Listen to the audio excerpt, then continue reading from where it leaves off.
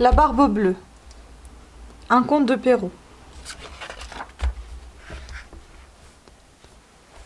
Il était une fois un homme très riche, mais il avait une barbe bleue qui le rendait laid et terrifiant.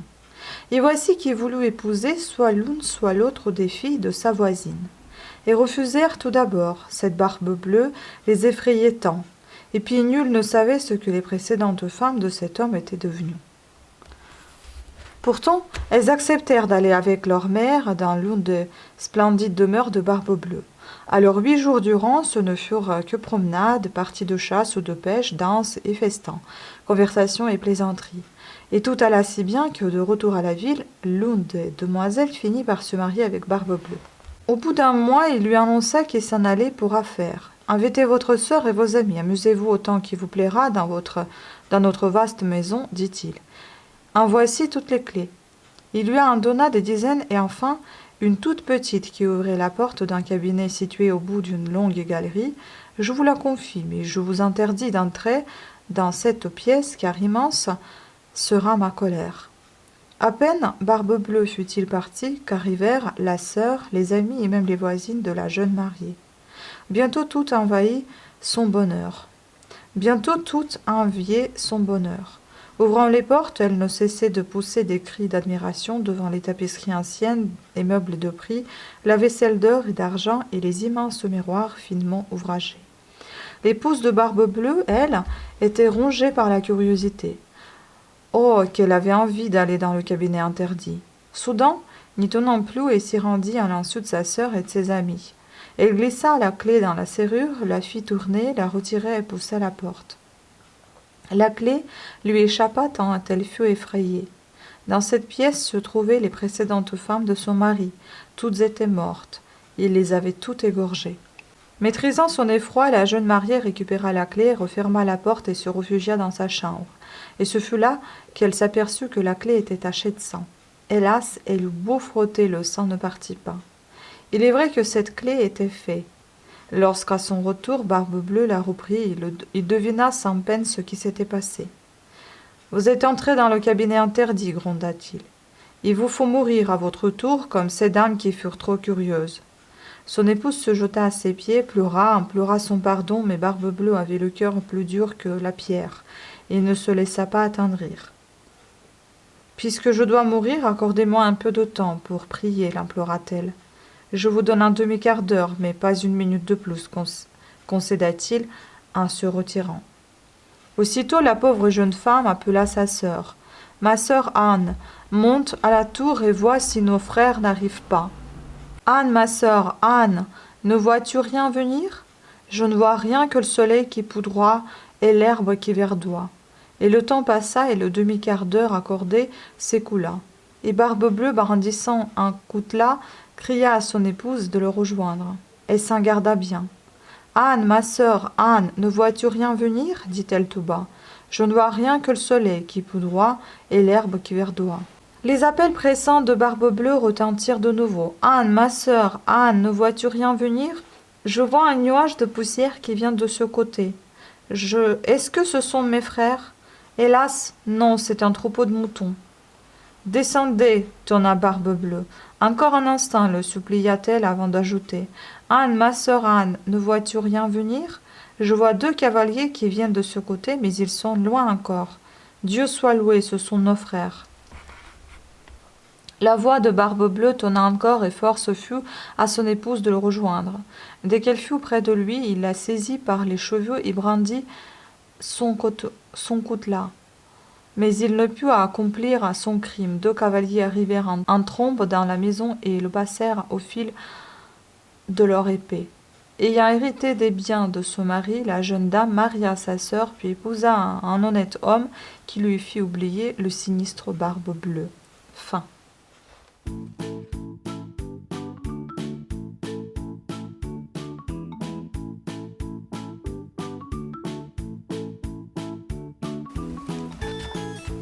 Les 6 cygnes, un conte de Grimm.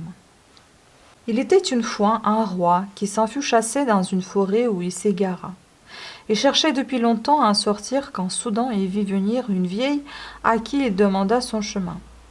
Je vous l'indiquerai, dit cette femme, qui était sorcière, mais à une condition, que vous épousiez ma fille. Le roi ne put qu'accepter, mais quand il vit la demoiselle cependant fort jolie, il frissonna. Quelque chose en elle lui déplaisait. Pourtant il l'emmena sur son cheval et après que la vieille lui eut dit par où passer, il regagna son château où les noces furent célébrées sur le champ. Ce roi qui avait déjà été marié était père de 6 garçons et d'une fille qu'il adorait. De crainte que sa nouvelle épouse ne les traitait pas bien, il alla les cacher dans un château perdu au cœur d'une forêt. Le chemin pour s'y rendre était si difficile à trouver qu'il s'aida d'une pelote de fil magique. Quand il la jeta devant lui, elle se déroulait et lui montrait la route à suivre. Ainsi bientôt ses enfants furent un lieu sûr. Il s'absenta si souvent pour aller les voir que la reine s'interrogea. Elle donna tant d'argent aux serviteurs que ceux-ci lui avouèrent l'existence de fils magiques, ainsi que celle des 6 garçons, mais non de la fillette. Dès lors, la femme n'eut de cesse de trouver la pelote enchantée. Elle fouilla le château et enfin la découvrit. En hâte, elle confectionna 6 chemises de soie sur lesquelles elle lança un sortilège, car sa mère lui avait appris la sorcellerie. Tandis que le roi était à la chasse, elle se rendit au château secret grâce au fil magique. Voyant venir quelqu'un et croyant que c'était leur père, les princes coururent à sa rencontre. Vite, la reine lança sur eux les 6 chemises. À peine les touchèrent-elles que les 6 garçons se transformèrent en cygnes. Tous prirent leur envol et s'éloignèrent dans le ciel. D'une fenêtre près de laquelle elle se tenait, leur sœur assista à la métamorphose. Elle poussa un cri, et si grande fut sa peine qu'elle partit le soir même à la recherche de ses frères. Elle marcha toute la nuit, elle marcha tout le jour. Alors qu'elle était à bout de force, elle découvrit une cabane et y pénétra. Là, il y avait 6 petits lits. N'osant s'étendre dessus, elle se coucha sous l'un d'eux, à même le sol, et s'endormit. Le soir tombait lorsqu'elle fut réveillée par un bruissement d'ailes. Et que vit-elle? 6 cygnes qui entrèrent par la fenêtre. Il se passa cette chose inouïe. Les plumes s'enlevèrent comme une chemise et 6 garçons apparurent. « Mes frères !» se réjouit la princesse. Mais sa joie fut de courte durée, car les garçons lui apprirent qu'ils ne gardaient leur apparence humaine que quelques minutes par jour. « Comment puis-je vous délivrer ?» leur demanda-t-elle. « Il faudra que tu restes 6 années sans parler et que tu nous couses 6 chemises de fleurs étoilées. » Lui avouèrent-ils, persuadés qu'elle ne pourrait jamais faire cela. Ils connaissaient mal leur sœur. Pour les sauver, elle les quitta et s'enfonça dans la forêt, où elle se réfugia dans un arbre. Au matin, elle partit cueillir des fleurs étoilées. L'après-midi, elle commença à les tisser. Ni ce jour, ni les suivants, et cela des années durant, elle ne prononça un mot. Elle cueillit des fleurs étoilées, elle les tissait. Il advint que des chasseurs la découvrirent et la pressèrent de questions. Pour s'en débarrasser sans mot dire, elle leur jeta sa chaîne d'or, puis sa ceinture, puis petit à petit tout ce qu'elle avait sur elle, hormis sa chemise. Malgré ces cadeaux, les chasseurs s'emparèrent d'elle et la ramenèrent à leur roi. Il s'en est pris si fort qu'il l'épousa. Avec lui, toujours tissant les chemises, toujours muette comme une carpe, elle eut 3 enfants.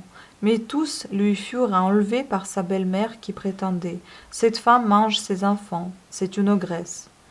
Elle le répéta si souvent que le roi finit par la croire, et qu'il condamna son épouse au bûcher. Quand on l'y mena, elle emporta les 6 chemises de fleurs étoilées qu'elle venait enfin d'achever. Alors que l'on allumait le feu, 6 cygnes surgirent et la joie envahit le cœur de la reine.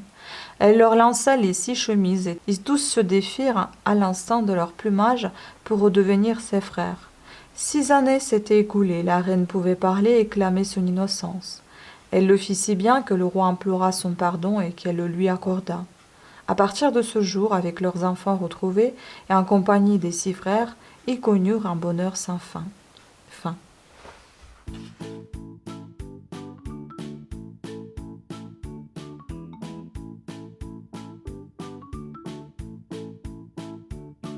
Le petit poucet, un conte de Perrault. Il était une fois un enfant pas plus gros que le pouce. On l'appelait le petit poucet. Un jour, ses parents n'eurent plus de quoi le nourrir.